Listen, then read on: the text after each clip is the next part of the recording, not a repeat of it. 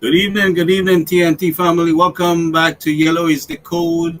And I have my friend here, Mr. Suman Singh, and I hope my other friends will join us later on in the evening. We are trying to address a little bit of the inclement weather back in TNT. We have, observed a few things, and we would like to get more update from our elected officials whenever it's convenient for them. I know they've been out there on the ground trying to address the issues and doing a very good job at that. I mean, considering what they have to deal with, it's really a hectic situation, but they're pulling themselves together and putting the resources where it's needed as much as possible. And Mr. Suman Singh, I want to welcome you back to Yellow is the Code on UNC USA. And I would like to share this little video here with our listening audience. That today, all your equipment out there looking nice because the minister coming. But I want you to work every day. Because your judge is not the minister. Your judge is the people out there who get flooded. That is your judge. I don't want you to only be out there on the field when your officers or the persons from the ministry, the disaster coordinator, Mr. Suchan and others are coming. I want councillors, every councillor, to be out on the field. Not going to interfere with the work, but going to make it better. So I hope that we get the picture that our local government minister is on the job. She's on the move, and she is ready to roll, keeping things moving. Mr. Singh, how are you doing? I'm good. I'm good, Gary, and good evening to all the listeners tuned in to our program. Yes, and Gary, I don't know if you're aware, but it's one of the first times we have seen flooding in Trinidad. Well, both north, south, east, and west, are affected. Generally, from time to time, it may be central and south, or north and east, or something like that. But this is one of the few times I've seen where all of Trinidad is affected. And the minister quite rightly said, it doesn't matter which political hat you wear. The flood water doesn't say, hey, you are UNC, let's flood you, and your opinion, okay, we spare you. It's nothing like that. So I think she's on the right track. We have two of the best women to lead the various ministries that are coordinating this effort. And from all appearances, they on the ground, they on the job. And I encouraging all other related personnel to be part of this massive exercise, this flood mitigation. Apparently, the flood came before and caught them offside a little bit. We're still in May. The dry season is supposed to kick in on the 29th. So, this generally caught most people offside. But I'll tell you what, this is a great trial run for a lot of the newly elected members of parliament. The first time they would have seen and be part of such a wide integrated approach to flood mitigation. So I think it will be a good learning experience for them. My earnest view is that I wish, or it is my hope, that they document this as much as possible. And when I say document, measure it, like the time of the day, the amount of rainfall, the areas where, it was more heavier than other areas. And sometimes the rain may fall somewhere else, but you are affected when there's little or no rain. So it gives you topographical information, meaning like things like the height of the land, the Welcome, topography. Dr. Ramrup. Dr. Ramrup's in the house. Welcome, Dr. Ramrup. Hi guys, Hi, how you Doc. doing? Good Good, evening. good. How Yes. things by you, Doc? How things in your area there? It actually is pretty good. It has been rainy, but it was just drizzling most of the afternoon, most of the evening, so it wasn't really heavy. But I Compared to the understand other that in places. some of the other areas south there is some water coming up. So Yes.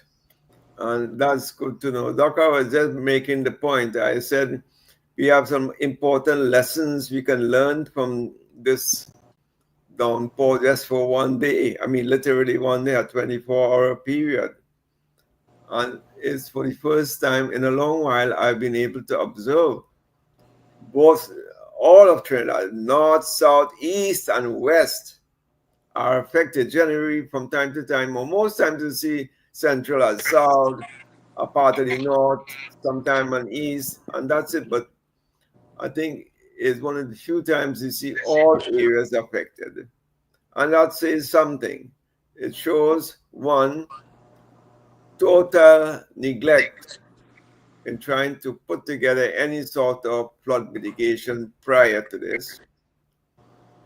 And two, whatever was done in the years before was very, very, very selective. And this comes to the point, when a flood comes, it doesn't matter. It doesn't see, well, you are UNC, let me flood your house. And you're PNM, okay, I'll spare you, and so on. It doesn't work like that. When there's an effect of flood in the entire Trinidad and Tobago, everybody is affected. So I wish people take out their political hats and try to help in whatever way they can to make this exercise or this disaster, something which they can learn from and which they can mitigate more, less losses than in the past. yeah. But my biggest takeaway is that I think and I hope that we can learn lessons from this disaster, and which shows just rainfall in one day can literally cripple the country in any 24-hour period. Now that happens in Miami as well. And don't there's nothing unique to only to Trinidad, but in the shortest possible time, you have, and here you are lucky to have advance warning shelters where you can go shelter. Anybody needs assistance can call a number, and here it's one number you call. You don't have 5 and 8 different numbers to call. You call one number and it's routed to the relevant department where it's supposed to go to. So if you're in a high prone flooded area, you can make your calls. The relevant persons will reach you and take you to your nearest shelter, as case may be, or wherever. Yeah. Funny enough, in situations like these, and also like in hurricanes, a lot of them call and for the elderly parents and take them to the hospital for free. That is real. That's a But very real thing. they also do it for Christmas and long holidays, Yes, weekends. if somebody take care of the parents in that time if they have kids, so they can go on holidaying all across the globe. It's a free hotel stay. Free hotel stay, and no have to be no nanny or anybody to come and take care Yeah, of that them. was. I remember as medical director at San Fernando Hospital, and even as a doctor who was in charge of casualty in San Fernando for 9 years. 9 years, I'm head of casualty, and for nearly 3 years, the medical director, medical chief of staff of San Fernando. And one of the biggest problems we had was on long weekends and public holidays, and they would they would come in with some genuine complaint, to the casualty, and we admit them, and they would stay there for the weekend, and then they would take them out the next week. It's amazing. Yes, it happens here as well. So I cannot say, well, Trinidad are smarter than anybody else, but they just are following through on trends that see around the world. So, Yeah. but what as I say, one of the nicer things might be a lot of the younger new MPs will get their feet wet to understand this perennial and national issue of flooding. Sometimes it rains 2 hours and Port of Spain is flooded. Yeah. Yeah. And I got stuck in that several times when I was working in Port of Spain. I mean, the hills, the rain falling in the hills, sometimes Lower South Key is kind of dry or just drizzling, but the water rushes down there in a flash. But See anyway, that, it's correct. Yeah. Sorry about that, Tom. You could go no, ahead. go ahead, Sorry. go ahead. Yeah. No, it's just that one of the um one of the things, like, because we have I personally have a gap in the 10 years, because when I left ODPM in 2017, March the 31st, 2017, PNM had won the elections late 2015, so I had 1 year there, like, without, as I said, I was just sidelined. I wasn't doing anything. I was CEO in name only. But in 10 years, I have lost contact with what we had started in 2012 in the ODPM, and I'm not sure what is the current situation with respect to the programs that we had started, and what we were doing with the water resource agencies. I don't know if you know this, but WASA has a very, very fantastic database in terms of GIS, in terms of geographical mapping in the country.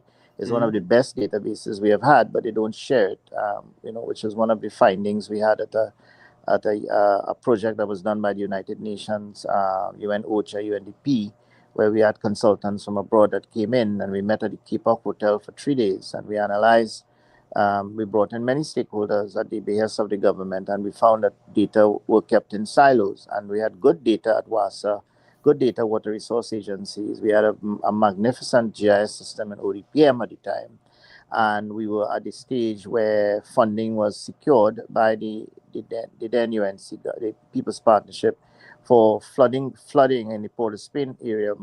Millions of dollars were given, or actually was designated by international and donor organizations as part of climate change programs globally.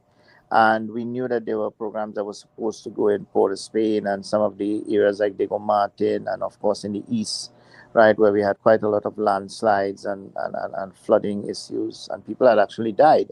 And we had quite a lot of flooding in south areas that we are currently getting flooding now. And that was in 2011.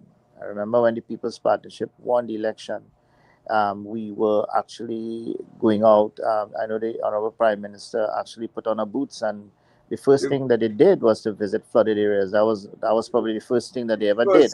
On the first week in office. Yeah, and look at what's happening now. It's not even a week, and just 1 day rainfall, and all the MPs, most of them are actually on the ground, trying to see if they can assist communities in how they're dealing with the impact of flooding.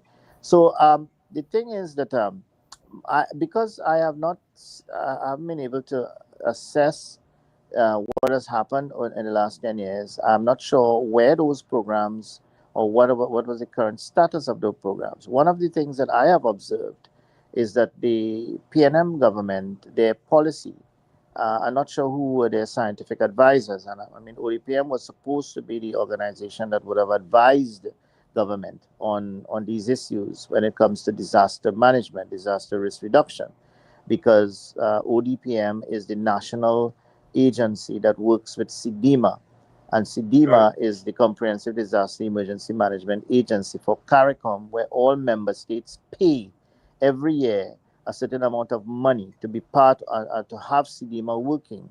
And because of that, CDEMA drives global and regional policy in association with many of the regional disaster risk reduction agencies in South America, in Central America, North America, FEMA, for example, and of course the Department of Public Safety in Canada, as well as in other European countries. So in other words, then global strategy, which something we call the Sendai strategy, which was signed.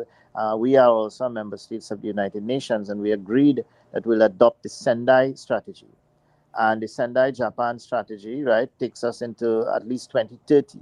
Then we had the regional strategy, which we as SIDIMA, the CARICOM states now Yes. align our programs to the Sendai strategy and drive our own comprehensive disaster management strategy for all the member states of CARICOM.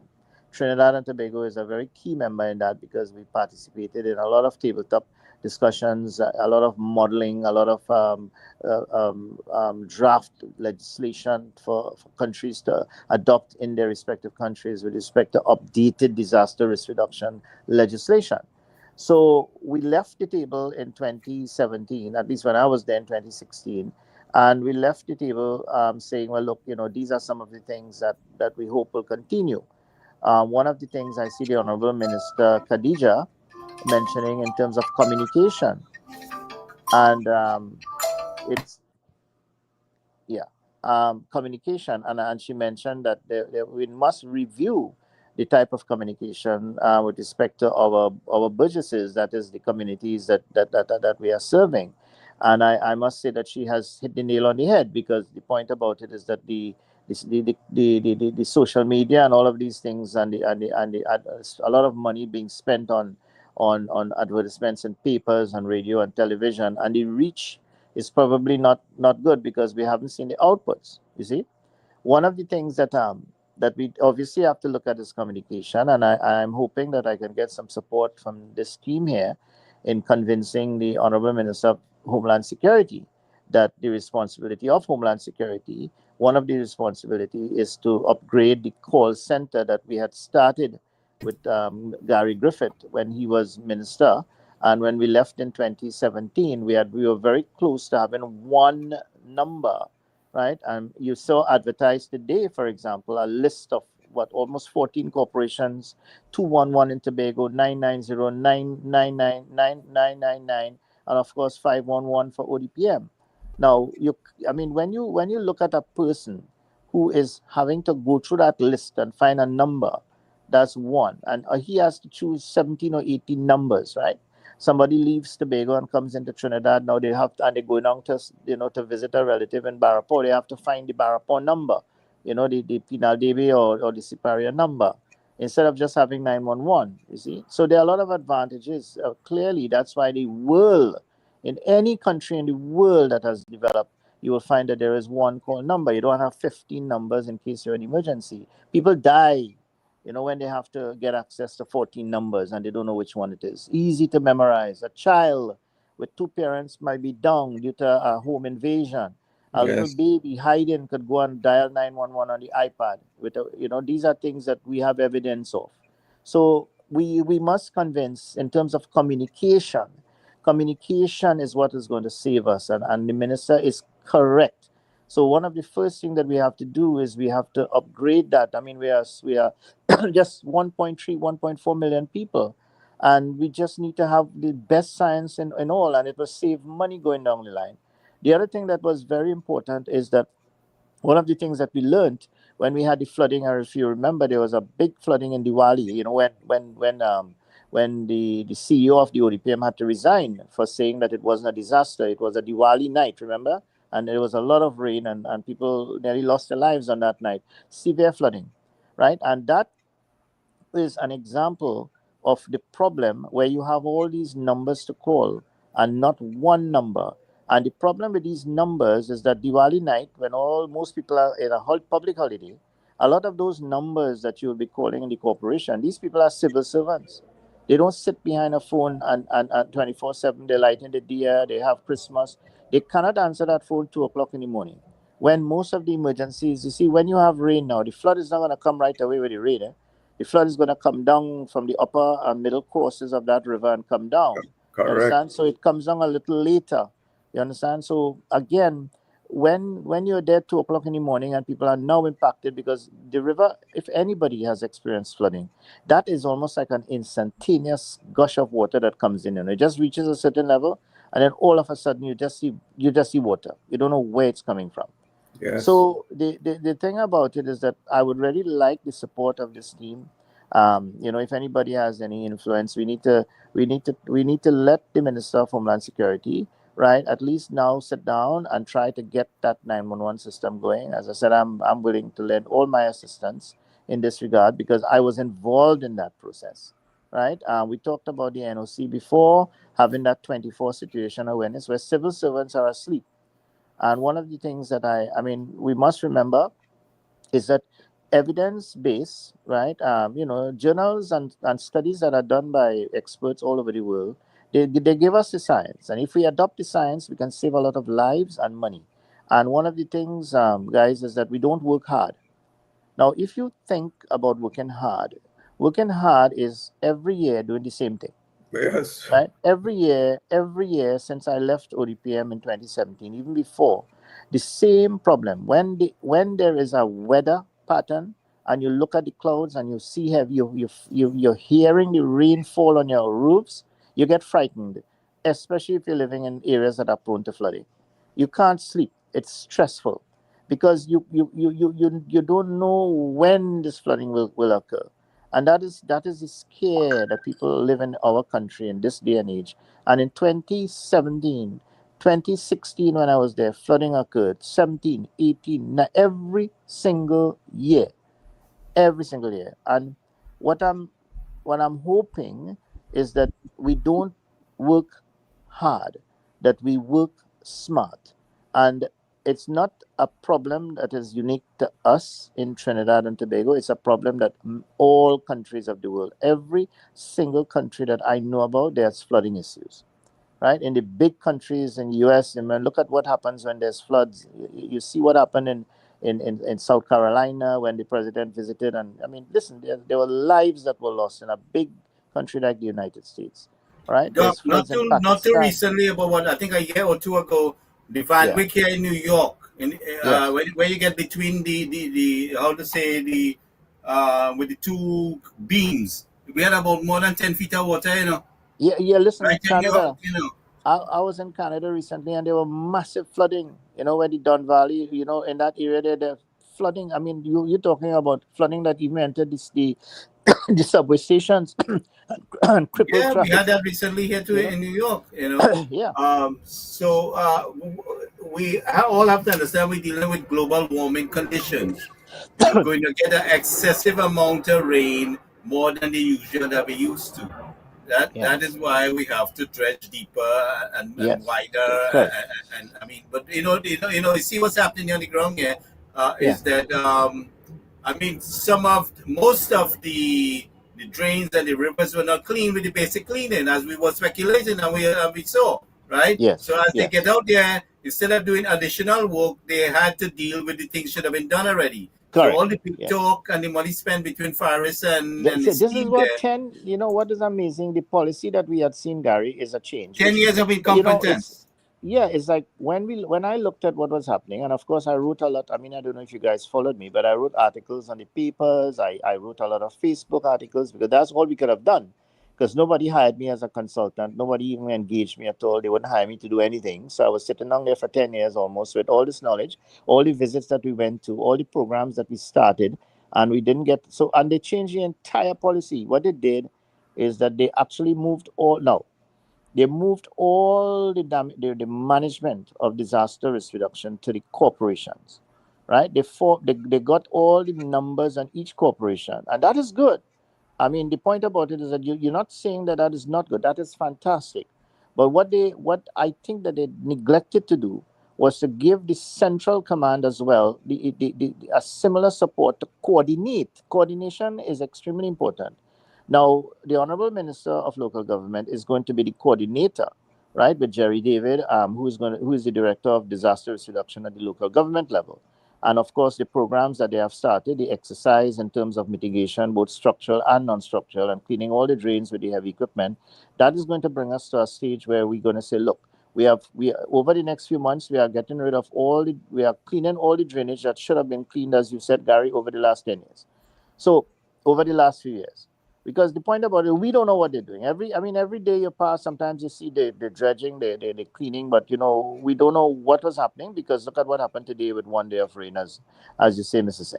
So the thing about it is that we have a situation where once Minister Amin right, gets rid of the existing problem with respect to drainage over the next, again, somebody said this is not going to be a one day thing. This is going to take us some time.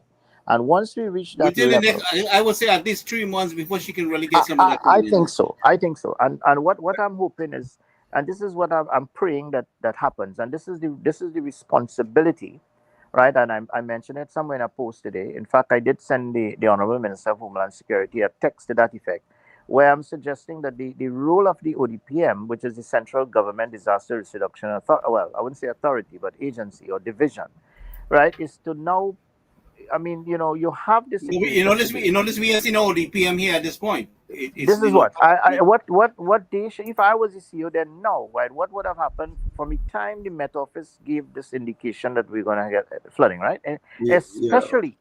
listen to me, I would have worried, because especially now with a new government, right? With a prime minister just came in, and a minister who is going to be new on my tail, I would have sat down with my team, and I don't know if they did it. I mean, nobody saw, and you would have said, look, listen, bring those incidents of flooding that we had over the last 10 years.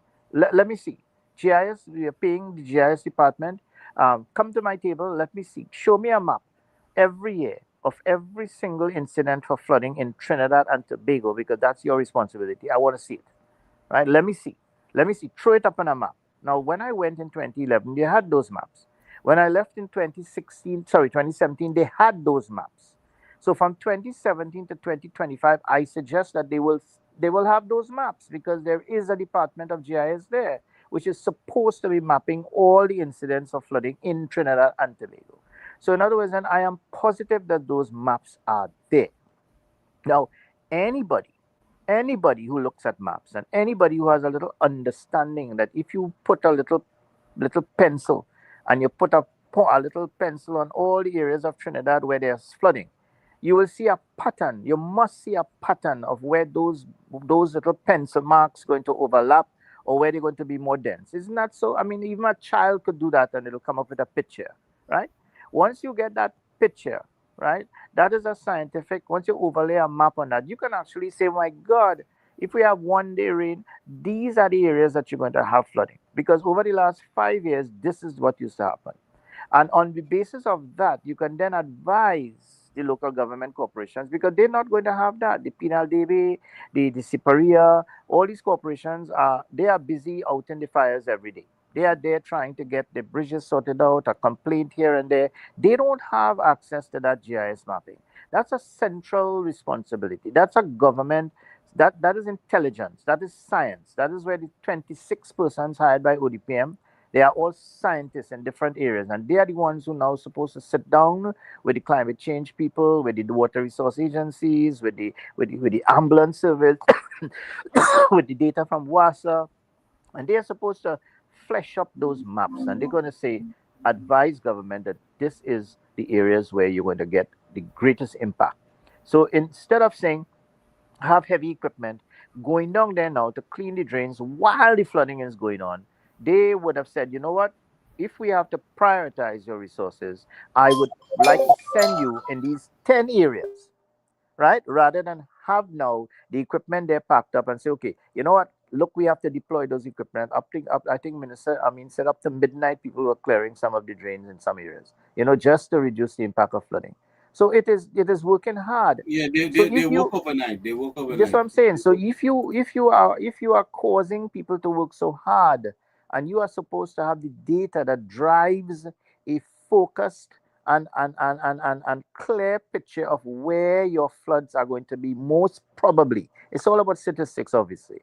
And if the probability of flooding based on one day, right, of heavy rainfall, the ODPM must have that capability at this time to advise the government where to deploy more of the resources. And that is how disaster management is supposed to happen. That is the science of disaster risk management. So the 14 corporations, although you have 14 numbers, think about it. If somebody has flooding in Devi, if somebody has flooding in Tunapuna, somebody has flooding in Barataria or Barapo, they call 911. 911 operator picks up the phone, And the person doesn't have to do anything else. They report the incident, they report the name, they report the street number where the flooding is at, and the operator from the 911, right, connects with the any one of the 14 corporations, and they take the call from the operator, not the person calling, and they log it. They do what they have to do, and they deploy resources. If that person needs urgent help, they deploy either CPEP, URP, because the disaster management units are not first responders. Remember, we have to be careful, right? A first responder, according to the law, right, is fire services, police service. The police obviously not going to be doing it flooding, except managing traffic and giving information about where to pass and whatever it is. But, right, the fire services are of first responders. Unless we improve the training of the community emergency response team, good, still legally, they are not first responders.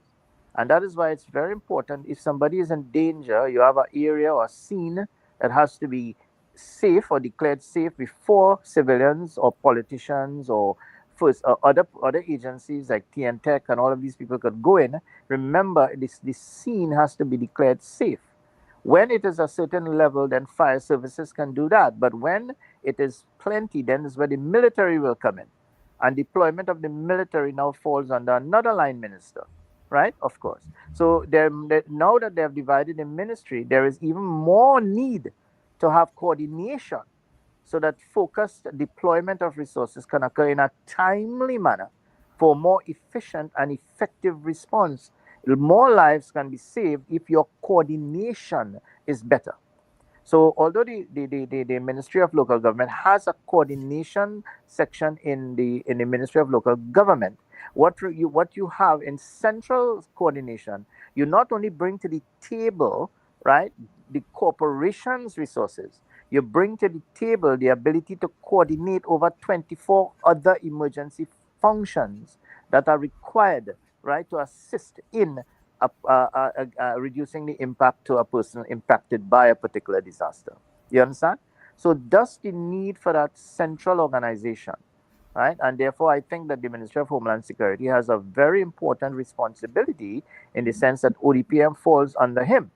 So therefore, it is extremely important now that we assess the function of that organization and what has happened over the last 10 years. Because if today, for example, a nationwide flooding has occurred, and I mean, even if they're doing something, we didn't hear anything. Yes, that's a comprehensive, showdown of the actual, what is actually happening on the ground, and how should a response team be activated. Now that the simple thing as having a 1911 number, it gives everybody can remember that number, from the littlest child going down to the most elderly person, 9119. You don't have to remember 8 or 9 other numbers and, and confuse yourself whether you're in Trinidad or in Tobago. Tobago, you use the 211. That's it. Correct. Across the board for anything. Yes. So this being said, I think for me, I wish that all the new MPs and so on get their feet wet in the ground and see what it is like to treat with a national, well, not disaster, but a pending national disaster. And I hope that they take some good notes and think about solutions. Most of the solutions you have already laid out, it's there. And if we go back, maybe in 2011, 2015, or 2014, around there, the data is already there for most things. But what has happened over this, let's say, the past 10 years, let's say the rainfall, and they have, proven this scientifically, the intensity of the rainfall is much more than it used to be, let's say, 30, 40 years ago. Meaning that the Exactly, amount of because we're dealing rainfall, with global warming condition. Like you yes, see the whole ocean get pick up and dry up in one area. Where do you think that water come in? correct. And the rate of that rainfall is like what is to be take an hour rainfall You to could get a do month rain. You could get my X month rain in 24 hours. correctly. This is what the intensity of the rainfall is playing a bigger role now. So we have to use a lot of updated data. The data is there. I'm sure it is there. But let this be a time when we can benchmark and do and collect the data exactly what Dr. Ramuk is saying. Yeah, but The, what I'm saying now, the yep. data, all of that's welcome, right? But what I'm saying to you, the fact is, some of these things are very common sense in doing, and we don't see the basic common sense under the PNM. Now, the job has become so hectic and overwhelming because of the lack of what took place. They didn't do the basics. PNM did not do the basics, and you're seeing it. So this is part of the strategy.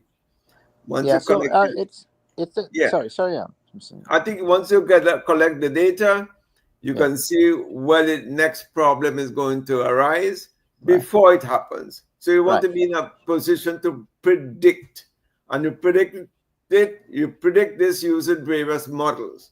Right. And now, so you can know, hey, it's raining now in Barrackpore. Yeah. Expect in 24 hours that Pinal is going to be the hot Right. zone. And this is Things where, like this. yeah, yeah. So This is you this is you where, yeah. alert, your whoever is in charge of the inventory and so on Yes. for the disaster relief inventories, but mattresses, stoves, torchlight, whatever water and so on. You will know that today is sunny and clear, but rain is falling in Barco. Hey, from tonight I have to activate my staff, my crew. I can't be public servants who work in 8 to 4 and going to go, is off the job until 8 o'clock next morning. Yeah. It cannot be like that. Yeah. So So what we have to do is understand, one of the things that as I said before, is that, um, the first and most important, I wouldn't say lesson, but I would say dogma, right? A change in how we perceive water. I think that the nation, and of course we have to start at the children, maybe at school, maybe. yes, Of course, the communities through the village councils and the community groups and the NGOs, the faith-based organizations, especially in the churches and whatever, if they allow the councillors and the aldermen and the ministers to go down, and AMPs, sorry, to go down and say, well, look, hey guys, we want to, this is our national philosophy that we want to sell to you, right? um, and this is not a philosophy or a dogma that is something that that we come up with. This is a scientifically based dogma, right? We want you to now understand that we have to live with the water. In other words, then, if you begin and you continue to fight the water, right, you are going to lose, and you're going to have every year, you're going to have the same thing. You're going to have to be cleaning those same drains. Of course, you would have less work because you are meeting now drains that haven't been cleared in years.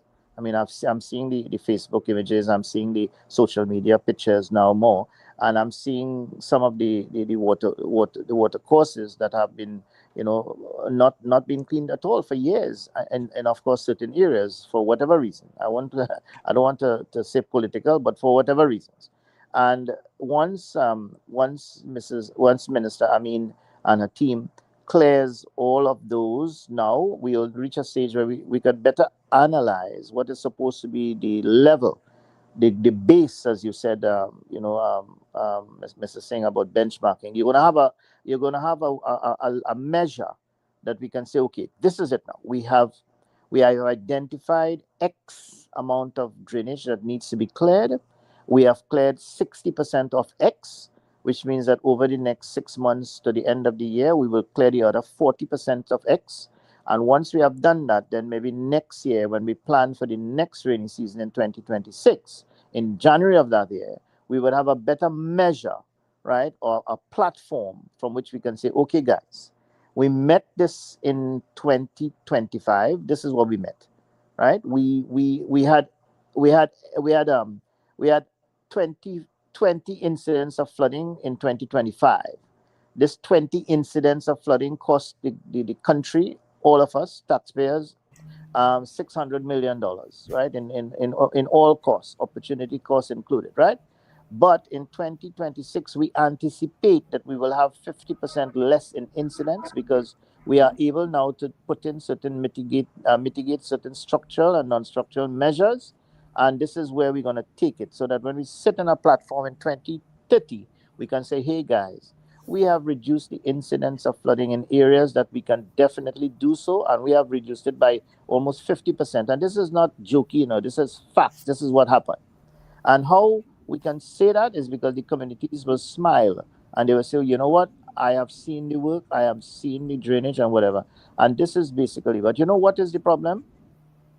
It is at the end of 2030, right? When we're on the platform, we will still have flooding.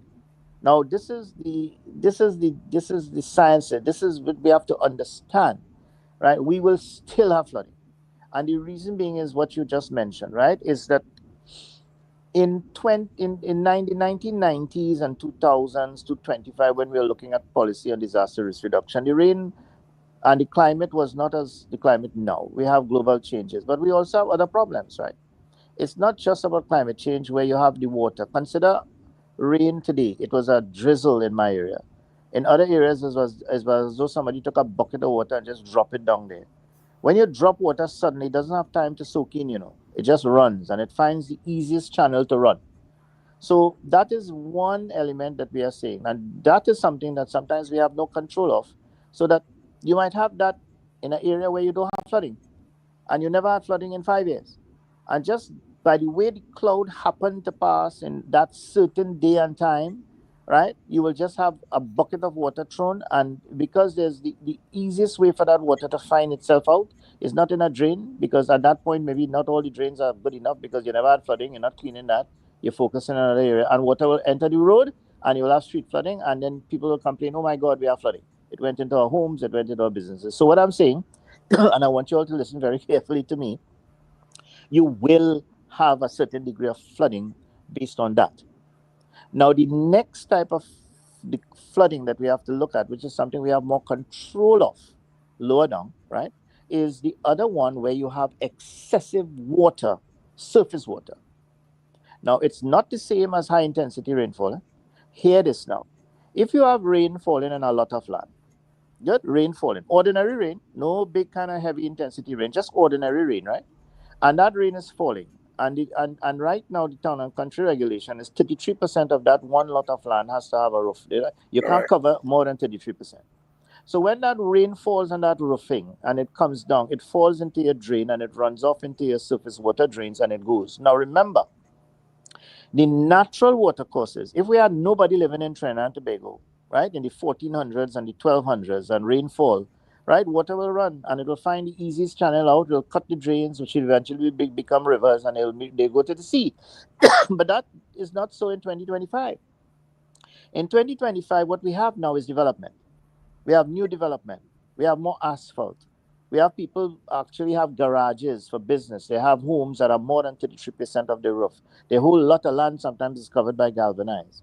So the same rain that fell in 2000, 1400, and the same rain that fell in 1900, and the same rain that fell in 2000. I'm not talking about the bucket of rain I just talked about, which is climate change. I'm talking about the same rain now falling in a lot of land, where 60% of that land have galvanized, right? That water is not going into the soil. That water now is running off into a surface drain, and that is why now you now have to the natural water courses cannot take that, because that water was not going to go into them in the 1400s, 1500s, 1800s, 2000. You understand what I'm trying to tell you? They would not be able to take that excessive water because of those excessive. I'm using the galvanized as a example of development. Good. The more you develop your cities, the more you build houses, the more you pave roads, the more you have car parks, the more you have recreation grounds, right? The more you build highways, whatever, all of those things are causing more surface water. The more houses you have, is the more water will find. So what we now have to do now is, in addition to the natural water courses, we have to find channels for the artificial water courses for your surface water to run off, because in 2025, that component of water is higher, right, than the intense rainfall that fell today. So, for example, today what you saw was that intense rainfall, like a bucket of drop water falling in areas. And the areas where the drainage was pretty poor, it will affect them. But the areas where the drainage was good, that same rain would not cause as much problem. But in 2030 and 2040, that same bucket of water could fall in Gulf City. It could fall in, in another area where you don't have flooding at all. And once that bucket of water stay there for like 4 hours of heavy, constant rain, it will fall on the streets and it will cause flooding, because, it's a type of rainfall. Good. But then there is the other type, as I told you. And then, of course, the third one is where you have surge, which I won't go into, but I'm talking about the coastal flooding now. So if you really look at it now and you see what I'm saying, there are three major causes of flooding, right? And you have to now deal with these three, right? And you have to deal with them simultaneously. The net effect is that, yes, you can go in and clear all the drains, bring them up to a certain level where you know that the same rainfall that will fall in 2000, 1900, 1400, when that falls, right, you have created channels for that to go. All right, fine. But when the rain that falls after 100 years, where that rain falls like a whole tank of water, just drop it in a community, just because of how the clouds are moving, it will cause flooding. And that flooding will come in the next 100 years. They will have flooding. That's just something that we will have to live with. So we will have to be able to cater for that flooding issue. But this is where the other part of it, guys, comes in. How do you prepare your communities for those events of flooding where you never had flooding before, or it's very rare, and then all of a sudden you have flooding? That is where now you have to have your resilient communities. You have your programs. You teach people to live with the water. You make sure that they clean the drains. Their roofs mustn't have leaves on it. The guttering must be cleared. That's a big problem, because that is also causing flooding, right? Where water spills over the guttering and it damages your infrastructure. It causes damage to your drains, excessive water in the drains. So all of these things are things that people must, the homes, the responsibility of a person, a house, they have to do that. So the people have a responsibility too, right? You don't expect the corporation to come in, or private people to come in and clean your drains, right? You don't expect people to come in and clean your guttering, right? So this is where I think that there's a certain amount of responsibility of persons.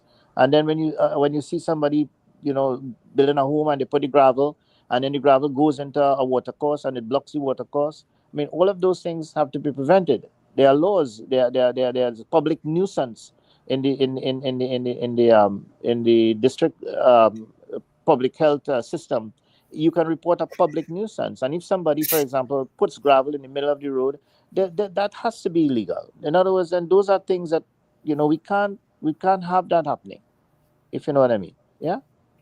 But that's where the borough corporation fails to do their work. I Yeah. mean, and Yeah. but also, I mean, with all the training being organized, you have to place equipment in the borough corporation, Correct. and you Correct. have to have the funding there, not collect the bulk of the taxes and keep it in the consolidated fund, right? Yes. And then you deny and spike, and then you're releasing money too late, and they really can't use the money, and you take it back, and all these And games Daria, are explained. and if you look at and this is where the science comes in, the intelligence, if you were to put it this way, right? So you have a central command, right, which is ODPM, right, and you have that database being filled every year, right? The models are there, right, and then Met Office communicating with them, because they are constant communicating with Met Office, and they say, okay, guys, we are looking at this weather coming into Trinidad. Just by looking at that and the experience of that, you must have had similar weather patterns in the past, right? And you have your maps and you look at your prone areas and the fact that there are certain areas where drainage has been cleared in months, and I mean, this is what they should be doing since January. So you have your high risk areas, right?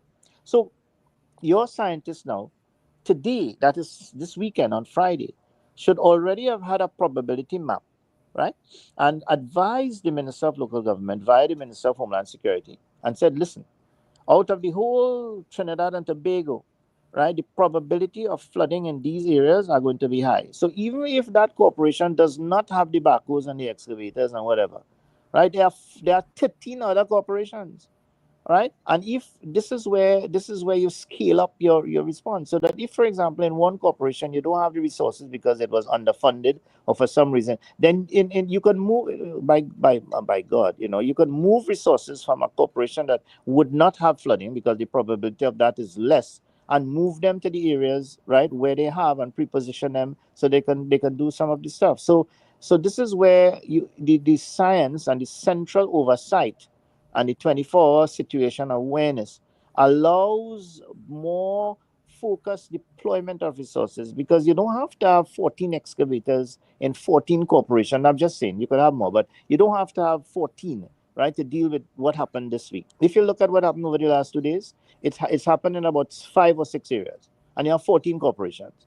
You understand what I'm saying? So if you have 14 excavators existing in all, you just have to move from 3 or 4 and take them in, and right away you have more. And this is how a coordinated movement of resources occurs, because you have data driven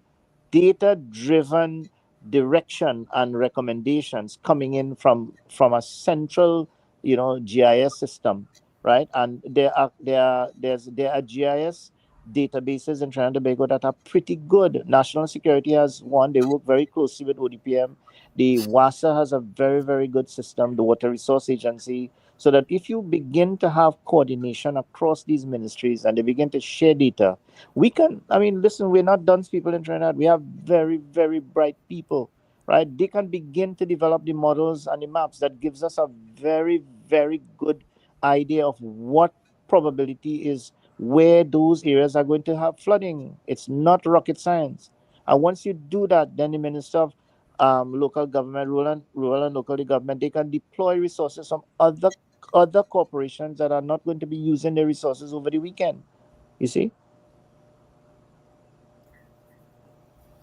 Yes, that is Yeah, but you exactly. think about it, if there were 14 excavators in the 14 borough corporation, there was work throughout this year, last year, that should have been done. The excavators shouldn't have been parked up, right? Because the amount of things that had to be done, it shouldn't be sitting there. Some of these excavators might be rusted, and they might have to oil it to get it moving. They might have to put And a and whole heap of yeah, WD forty. Gary, that is why, one of the things that one of the problems that I had over the last 10 years is that I was not hired in any one of either disaster risk reduction, forensic medicine, right, or healthcare.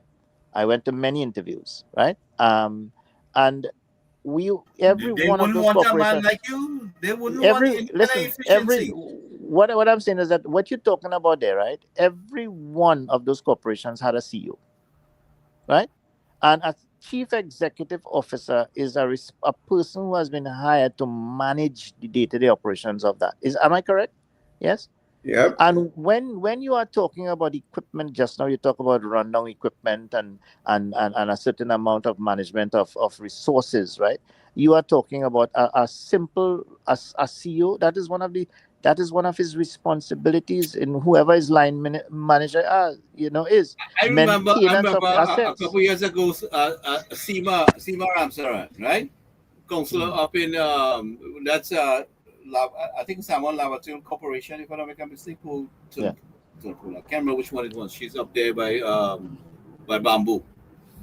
I'm thinking most likely Salmon Lavaton Corporation. She had to be begging for excavator, begging for a little mm, backhoe there to do some things on the flood. It was totally ridiculous. And there was some places that were sharing backhoes, and then they were favoring the PNM counselor, and there was yeah, too much hardship for them to get the simplest things done.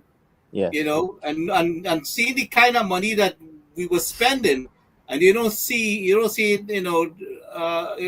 trickling down to the where it's needed. So yeah. I mean, I know we're gonna fix all of that, but I'm just saying these are the kind of difficulties that obstructed most of the work. Yes, yes. Well, what I We, would we can't like to have that. We see, can't have that yeah. happening again. No, I think what I would really like to see is like the you see, first response is a very important thing. In flooding, it's maybe a little different from earthquakes, but in flooding, you have time before that water comes up, you know, and when the water actually bursts its bank, or water rises or whatever it is, then it's a sudden thing, and then the whole area gets flooded. So the the major what we should say, the major quality, right, assurance in terms of flooding is mitigating or prevention of the impact. So when the actual flood occurs, there's not much you can do. Not even sandbags would help at that stage, because you already have the water. At that stage, now you have to look at preventing further water from coming in, obviously, so it doesn't go and get higher. Now, one of the things that we have looked at information all over the world, and we lose a lot of persons who go out there with excavators and backhoes and first, I wouldn't say first responders, but people who go out to help or even give aid and support, and they are not fully trained in terms of scene safety and first responder training in terms of driving backhoes and running water and all of these things. So I do see, since we don't have a national guard, right? We don't have a military middle, like a civilian military, if you know, a civil military sort of system. We have a military, and of course the first engineer battalion, right, is the division that's supposed to deal with the engineering and the assistance when it comes to communities that are affected by emergencies, in terms of that hands-on or deployment of resources, or even using your own resources, take control of the resources, all right, and go into an emergency situation to help people, for example, like evacuate them, or to clear a water channel, right, when the rain is falling and the tides are rising and the water is up. We have to be careful that civilian operators, right, may not have the experience in terms of this sort of emergency situation, right? So that's one of the things that I'm a bit worried about in terms of deploying all of these, technology and equipment when the flood is actually occurring. I think that we should hope that some of these persons are trained in these emergencies, because there are certain situations that there is training for that, right? When water rise very heavily, the type of water that is moving, the proximity to rivers and whatever. So there are specific training modules, right, for those persons. So we have to be careful. But when it comes to when the situation is not with the water, when it's before the water, of course, it's a little less dangerous, and that is where more rewards are obtained in terms of the impact by the heavy equipment and the technology that we currently have in Trinidad and Tobago, in terms of reducing some of the impact. And that is where we can take significant advantage. And that is why I'm saying that this is the area where we have the best, most politically correct, but also not just politically correct, the most humanitarian and a more highly efficient and effective programs. Is that if the information coming to the corporations, right, and saying, look, this is where we would want you to go and clean, because we think that this is the area that will have the highest probability of flooding.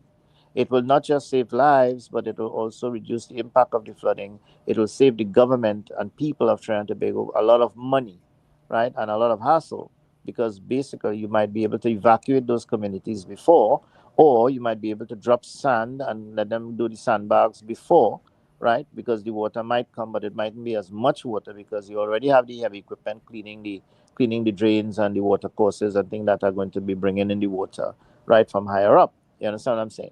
So it's actually I'm actually plugging, right, for more science and more information coming in at a central level, or a GIS level, a GIS databases, and the scientists actually advising, the people, if you know what I mean. So Well, I mean, we could a have lot of government people is going to be done. collecting that data and getting back to you on that. I mean, Yeah, that could be something done. yeah. You don't need an official post at this point, but I mean, at No, least no. Yeah, and I think yeah. if they What give you the what you, information, they could you're compile correct. it and analyze it and Uh, put it in and proper perspective for us in the and meantime, this right? is why we're talking about a central call center, 911 center, Because what Yeah. happens is that you have people who will be calling 14 corporations, right? And when you call Pinal and you call Siparia or you call Toku and you call another one, remember those calls are going into those corporations. But you don't have a central clearinghouse where you get a Trinidad and Tobago picture, right, of what is happening in the 14 corporations as a whole, looking at it on a map. And this is why you have to have one call center, one number. So once that number goes in and you have 20 calls from Pinal, 40 calls from Toku, 50 calls from Mayaro, right, 100 calls from Shaguanas, you know what I mean? You can now see where your flooding lies on a map, you know what I mean? Instead of having Yeah, the well, information, I understand that, but that's why also I try to compile the MPs into that one disaster group. So if an and MP in one area needs help, yeah. they could even say, and the other No, well, I mean, MPC in I'm talking the about. I mean, we doing our yeah, part. no, I mean, I'm just this saying is this is good. a different Yeah, category of things that I'm talking yeah, about here. So yeah, this is yeah. No, why no, I this mean, what you have disaster is the group was right put. idea, because you see Yeah, how what you're doing makes sense, right? And this is what you're doing is exactly what I'm saying has to be done at a national level. So we don't work hard, we work smart. I mean, this is what I'm trying right, to say. You know, in other words, right, then what right, you are right. doing is you are creating a clearinghouse where somebody could refer to that and say, hey, remember all those things you put in. You have this area, you have this area, you have this minister, you have, you have Minister of Agriculture talking, you have, you know what I mean? Everybody Yeah, in different areas. Then you have the release by the Office of the Prime Minister stating that the Ministry of Works and all of them, they have people on the ground. So what you have done is you have given a central clearing chat, right? Where if anybody is on the chat and they look at it, they say, aha, this is what's happening. Now, what I'm trying to say is there are people who are paid over the last how many years, right? They have been given a salary. They have been trained. They actually went into universities and they had to qualify for these positions. And they are supposed to have the incident reports of all incidents over the past 20 years, right? And that gives us a very comprehensive database that can advise our politicians. And that advice that you look how simple your clearinghouse of information makes it easy for us to just go in, because I am not getting calls from anybody. I'm not in ODPM now. I am now looking at this chat and I have a better idea. I don't when I go to Facebook, right? And when I look at Facebook, I have about 100 different posts, and once or twice I will see these posts coming up. You understand what I'm saying? right. It's not in one chat, right? So Yeah, you're just by doing this now, you have proved the point that I'm making in terms of the science of communication and data right. management and information Yeah, we dissemination. want to keep our Yeah, MPs abreast of things yeah, so that yeah. they could then make a decision Yes, and for that and do this. But we have to build out this thing all the way down to the local level. But in the meantime, you notice there's no ODPM, and I don't know when last we seen an ODPM in any kind of public statement or anything doing anything at all. I can't remember I feel it's when a policy, last. you know. I mean, I know for a fact that there are people there who are really good. I left them there. Some of them are still there. I personally feel it would have been a policy issue. I feel that it is probably how the government of the PNL government. I think what they did is they put a lot more emphasis on the 14 corporations. I think what they did is they didn't understand the science of disaster risk reduction, or they probably got the advice, but they didn't follow it because for whatever reason I was they beefed feeding up them all the a lot of corporation. information. I was feeding them a lot of Yeah, Captain Wind got a lot of information. Captain yeah, Wind couldn't go forward because they wasn't accepting it. I mean, I had Fitzgerald Hines in the group. right. I mean, I had the right people there. I just because the government changed. I mean, I Yeah, moved him from that particular group, but he's in other yeah, groups. But what I'm saying at the yeah, time, I had Faris in the group, and I had Fitzgerald Hines, and I had General Smart. I just moved General Smart because of change of government. I didn't yeah, want a conflict of interest, right? yes, yes. So Well, you know, because it's a sad thing. the group was originally designed to keep both PNM and UNC and everybody in one group Yeah, so that we were sharing information. In fact, at one point, Kuwa was corresponding with Tenopuna where Edmund's Ford was, right? And he was collaborating a little bit, yeah, So I yeah, mean, the whole idea was to yeah, bring everybody together, but the PNM didn't yeah. support this idea at all. Yes, correct. I agree with you. I think it was a policy shift. And I think what they did is they downgraded the responsibility and role of the ODPM. And that is why Well, when you Dr. Rowley yeah, Bright Boy, Dr. Rowley had yeah, a bright boy on the side there.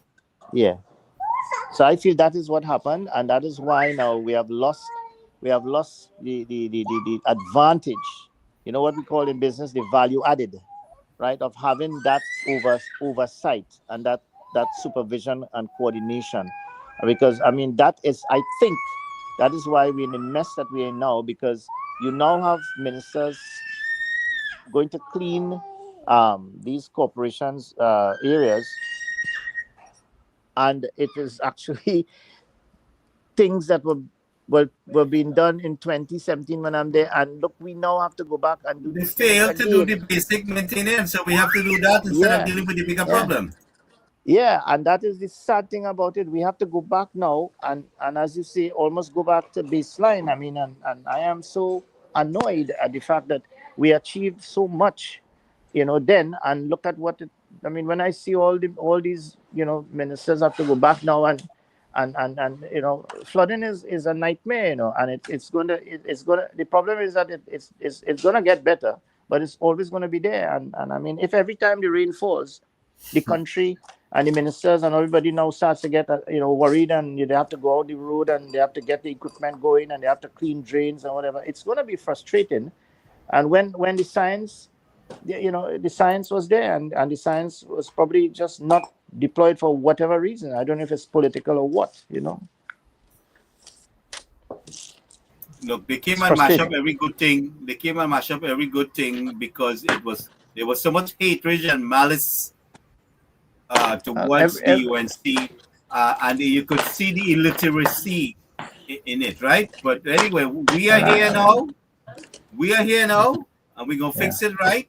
Right? We're gonna fix it right, and all we need to do is to show the population how we fixing it, so that they understand. We have to keep the education in their face, because at yeah, the end of the 5 years, they might go and make the wrong decision based on some propaganda. So we have yeah, to keep this information steadfast. And this information, thank God, it will remain on YouTube. It could always be pulled up back on the web, right? So we are bringing the information and education. We're making the suggestion here. We are helping both the population and our ministers, that are on the ground there. But the resources has to be, as we go along and create the structure, the resources have to be in the local borough corporation. It has to be at the disposal of the councillor. When the need come up, this councillor should not be begging for a backhoe. The yeah, maintenance, we have to be consistent with the maintenance. We just can't wait when rain start to fall and then we looking to do this, and we're looking for a shovel. We have to yeah. maintain that, and we have to go about the understanding we're dealing with global warming condition, and we have to expand the holding capability.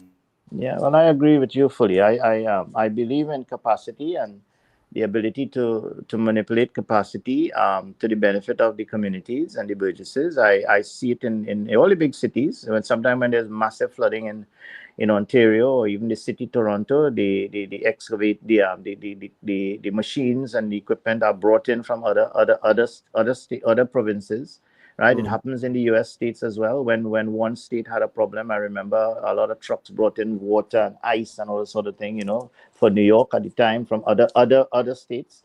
So the thing about it is that once we understand that the country has all the resources, whether private or in the public domain, and we can move the resources in a very scientific manner, in a coordinated fashion, you will optimize the resources, and it can be done. We are a small country. I mean, look at the United States, and you're moving it from different states. And in Trinidad and Tobago, it wouldn't take us more than 2 or 3 hours to move equipment from one corporation to the other. You know what I mean?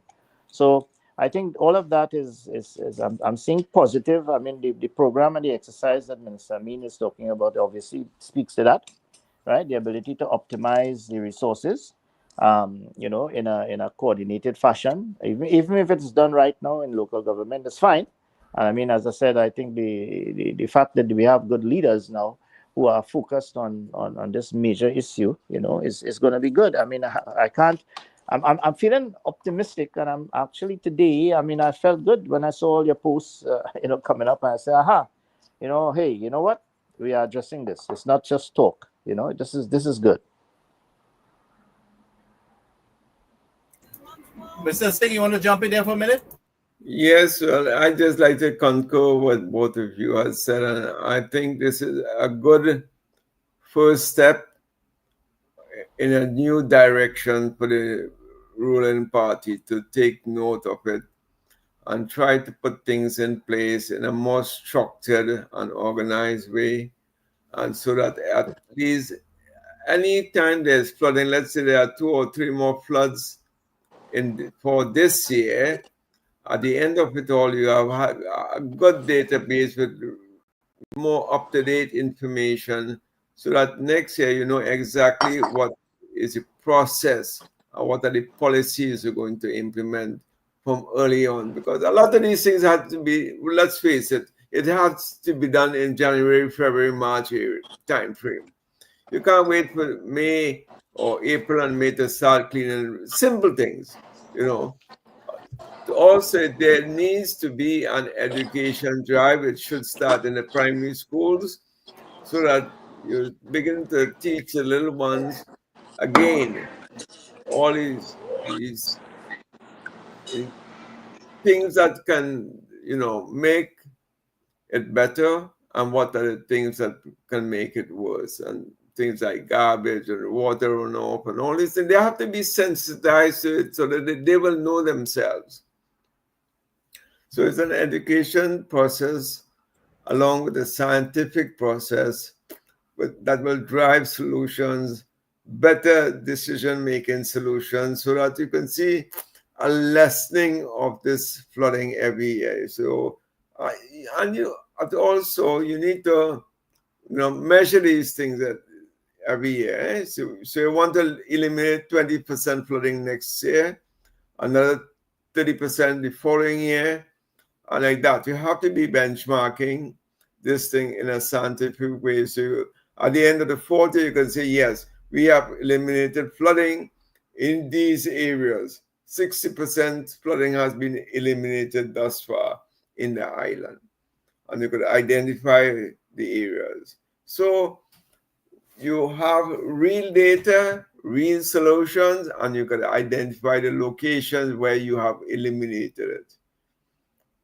So this is what I like to see going forward, that there's something comprehensive. You use the existing technology, use the information systems you have. There should be a lot of coordination among various ministries and departments, and centralizing, have one main clearinghouse for information, among other things, as well as having one unique number which they can call, and that number will be routed by the operative. Not people, make it easy for the population then. So all things combined, I think we can see some better days ahead. We have to also look, like I've been saying the other night, right? We have to look at the hills and where we could create that extra holding capacity. We have to reroute the drains from the hills coming down and control that flow of water. We have to slow down the flow of water and create a kind of dam kind of situation and floodgates, so that we have water breaks, right? And control the flow, how the water running down into Port of Spain shouldn't be happening the way that it did, right? So that's one thing. The extra, we should take some of the boulders from the hills. We have a lot of landslip up there that some of them roads could be widened, and we could take some of them boulders and bring it down in the lower area and kind of reinforce the embankment. Because when the gush of water comes down and they just knock that silt that you build up on the riverbank, that is just dirt, nothing really to and the water can knock the boulders down too. Is how you reinforce it, right? So we have to build up the reinforcement in the lower areas and take some of that rocks on the hills and bring it down in the lower area to help us. We have that. We in charge now. We in government. We could do these things. If we don't do it while we're in government, don't blame nobody afterwards, right? We have to do it here now and then, going forward. So these are the kind of things I want to see. So we have to get our civil engineer. That NOC, Dr. Rambo, we need to see that fully mobilized going forward within our term of government, within the year or so. And, that everybody should come under that with some kind of central command where they have, the local government minister meeting the with the under the NOC, which is part of Homeland Security. And that's why we created Homeland Security in the United States, because every agency was keeping information on them by themselves. The FBI, this one, that one. So President Bush said, none of that. Everybody comes under one blanket now, and there has to be a share information and intelligence, right? So this is where we need to work on. So I'm hoping that this Homeland Security that we create in Trinidad, kind of formulates in that kind of aspect of things. That's the way I see it. But yes, we will have all this study information by the time we finish this. Within this first 3 to 6 months of government, we will basically know where we're going at. Correct. Dr. Rambo? Yes. I agree. As I said, I was one of the committee members that worked with Rear Admiral Kelshal in developing the NOC concept, which drove the legislation later on. I was one of the guys who sat down and did that, and I saw it from the inception.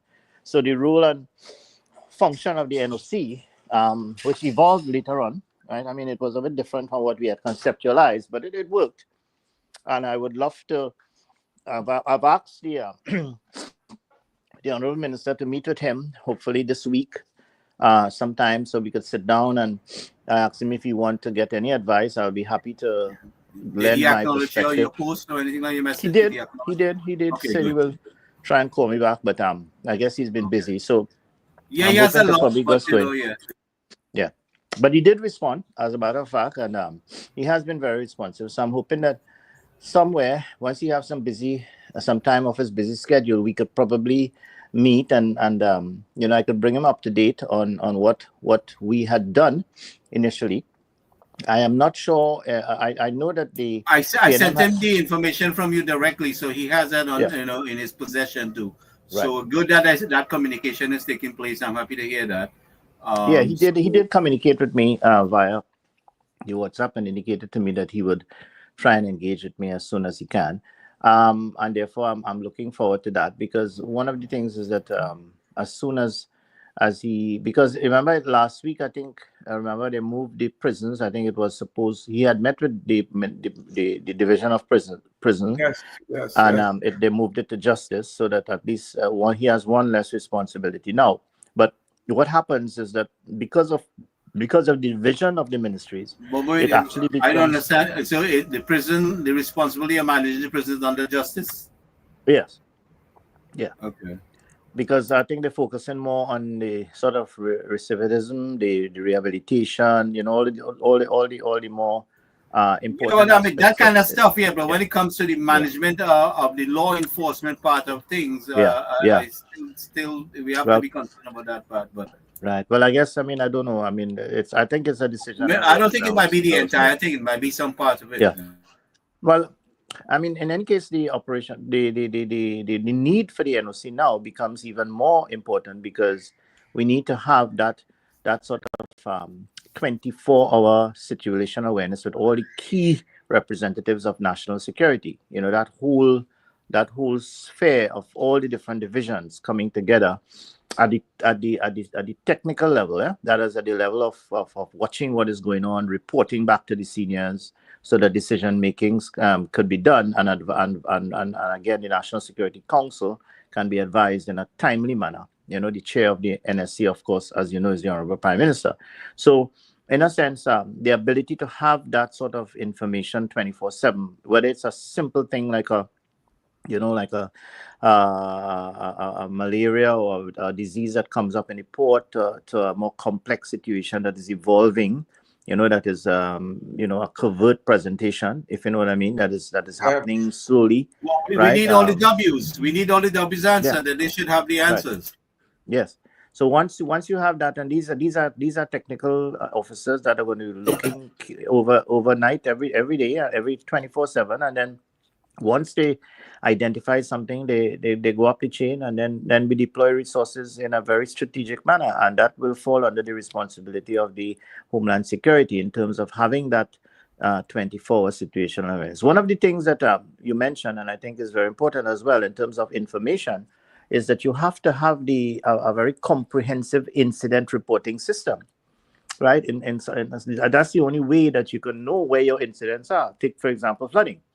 So social media is pretty good because you're going to be having people posting, pictures of the flood and whatever. But what happens is you need that, as we're There has to saying. be See, that intelligence gathering, correct. from So the you local you level, from down to the right. street. So how you are taking the time now to pull all of those and copying it and putting it forwarding it to this chat, you have to have now not just that, but you have to have 24/7, right? Picking up all the incident reports from the airport, from the ports, from immigration, custom, anything that flags, anything that comes under national security, right? You're looking at it from social. In fact, the whole monitoring of social media. That's a big part of what's going to be now part of the NOC that wasn't there in the last group of persons who we brought together. We now have to have a whole cyber security intelligence, right, representative who is Intelligence at the gathering. NOC, right, and he is now taking any sort of flags that are found on the cyber group, which is 24/7. So again, we might have to have another seat at the table for the NOC because you see how it's evolving as we go forward. And then, of course, with the Ministry of AI, I think clearly we're going to have to now, bring in some technology and some algorithms, right, that will allow us to now have certain types of information shared at different levels of security clearance, if you know what I mean.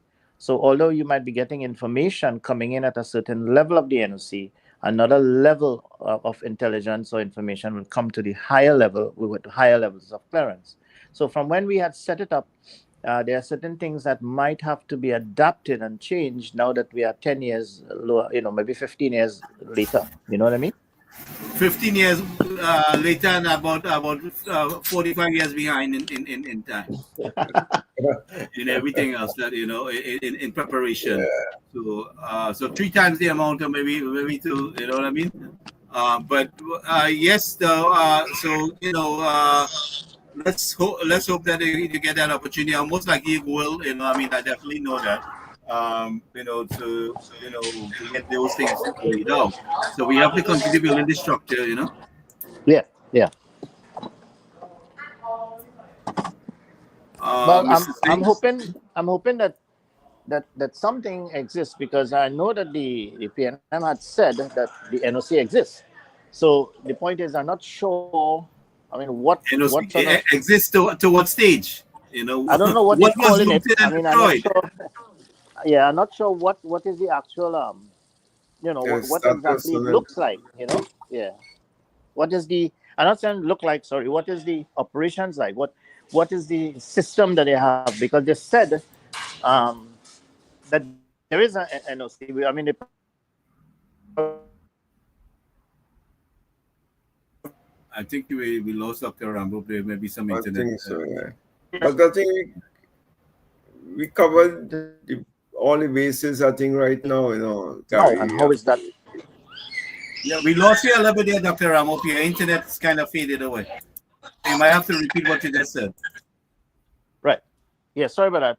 No, what I'm saying is that the current NOC, which they have said exists, but not they don't. The name is different. It exists as a 24/7 situation awareness center. So there's something existing. I haven't been in government for the last 10 years, and I haven't been in national security. I don't know what exactly it is, but I'm sure that there's some degree. There must be, because I mean the country can't run without that. But I'm not sure if it is adapted, if it is in alignment with the original concept. Because I'm not sure if the ODPM is in the NOC that exists now. You see, but remember that it's important for the public safety component of national security to be represented there, because that's how COVID was supposed to be dealt with, right? In other words, then what we saw in COVID was just the doctors and the epidemiologists, the prime minister and the ministers coming every day and talking. But they were supposed to have implemented a national pandemic influenza plan, and the NOC was supposed to be, overseeing the entire intelligence that came in with respect to that. So it must have been Now I operational. understand. The new name for the NOC is Chyotyong. Well, That was the NOC. well, I'm sure it's operating in some form, and of course, the honourable minister might have been briefed already. So it'll be interesting to see what exactly if it is an alignment of what the original concept was, and then if all the players are going to be the relevant players that are required now of the NOC, in a sort of international standard. Because we visited the NOC in the US, because the military liaison officer of the US embassy facilitated that. We visited the National Emergency Operations Center of FEMA. Right, I was very, very happy to visit that center, and I also at the time Gary Griffith was the advisor to the Honorable Prime Minister. We visited the Brazilian NOC I think they were setting it up for the World Cup. Right, it was important, but we didn't get to see much because of some technicalities there. And I know that I think Minister Sandy, I think Major Sandy, Brigadier General, I think, went to England with a team, and they looked at Cobra. They looked at the public safety cabinet team there, which dealt with public safety. So it was a lot of experience went into setting up the NOC, and now that the ministry has separated into two different ministries. It's going to be even more important to have all the key players within that NOC system, 24/7. So really and truly, I might be talking out of context. I might be talking, maybe this is already well done and it's probably operating really good and the minister is pleased with it or whatever it is. But I would really love to have the opportunity to find out, how it's operating, so that at least disaster risk reduction, that component of it, which I'm interested in really, and maybe to a certain extent crime in terms of forensic medicine. It'll be interesting to see how that is being dealt with at the situational awareness level.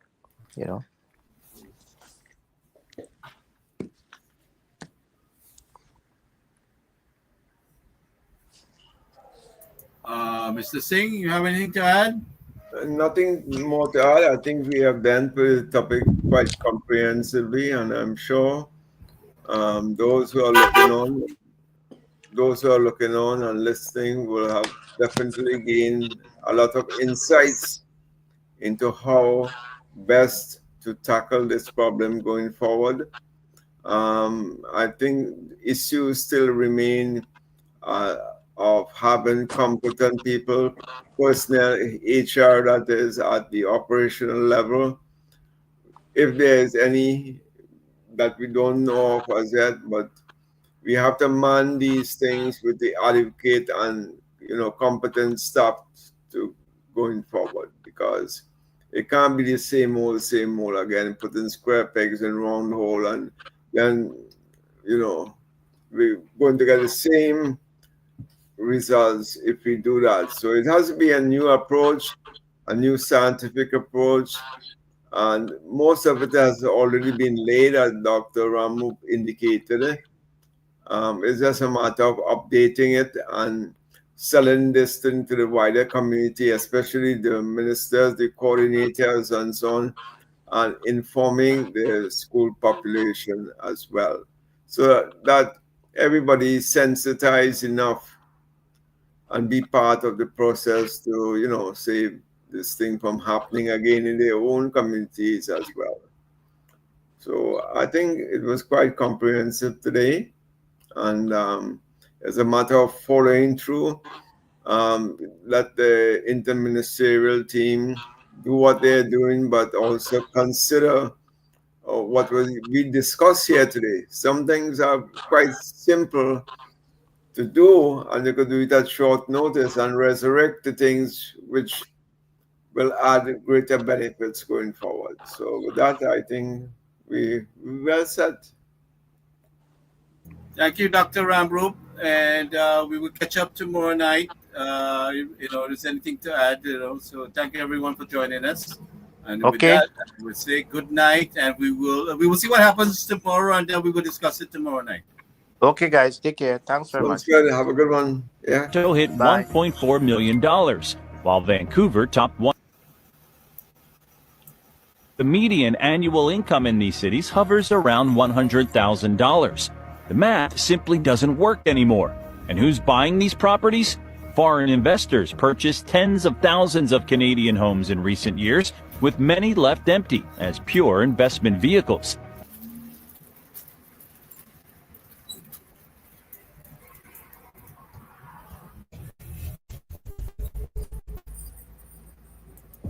This is Canada, the United Kingdom, and Australia. 3 nations spread across 3 different continents. But despite the distance, one alarming truth connects them all.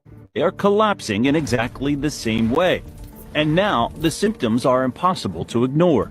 Let's begin where the cracks are turning into a full-blown collapse. Canada. In Canada today, the average family can't afford a home in their own country. Home ownership has crashed 31% in a single generation. Compounding this issue, foreign buyers now hold a significant stake in the Canadian property market, owning up to 13% of it, more than at any point in history. But Canada isn't alone. In Britain, the foundation of the middle class has been gutted. Manufacturing jobs gone, down 46% since 1990. And what did families get in return? The highest tax burden since World War II, all while public services fell apart. But this isn't just a British problem. Across the world, Australia is living the same nightmare, only deeper. There, a quiet takeover is underway. Foreign corporations now control 80% of the country's critical resources. And the dream of home ownership? Dead on arrival. Housing prices have soared by 500%, while wages crawled just 80%. Young Australians are being priced out of their future in their own country. And this pattern across continents, across governments, is no accident. This isn't just failure. It's not bad luck. It's called managed decline, and it's happening by design. And if you're watching this thinking it can't happen here, you need to pay attention, because these 3 nations are the test cases for what's already occurring throughout the Western world. What you're about to learn in this video will completely change how you understand what's happening to these once powerful nations, and why everyone should be deeply concerned about what comes next. The evidence is hiding in plain sight. Government documents, insider testimonies, and statistical patterns reveal a blueprint that's been quietly unfolding for decades. And once you see it, you can't unsee it. Most people have no idea that the collapse of these 3 nations follows a familiar historical pattern. Every empire throughout history has fallen in a similar way, from the inside out. Take ancient Rome. Most think it fell to barbarian invasions, but Rome's real decline began internally, through economic inequality that mirror what's happening across Canada, the UK, and Australia right now. By the 2nd century AD, as Rome's expansion slowed, the wealthy elite created massive estates worked by imported labor. This destroyed local Roman farmers, the backbone of the Republic, who were crushed by debt and displacement. Sound familiar? It should. It's the exact same pattern unfolding today. When Roman reformers tried addressing these inequalities, they were eliminated.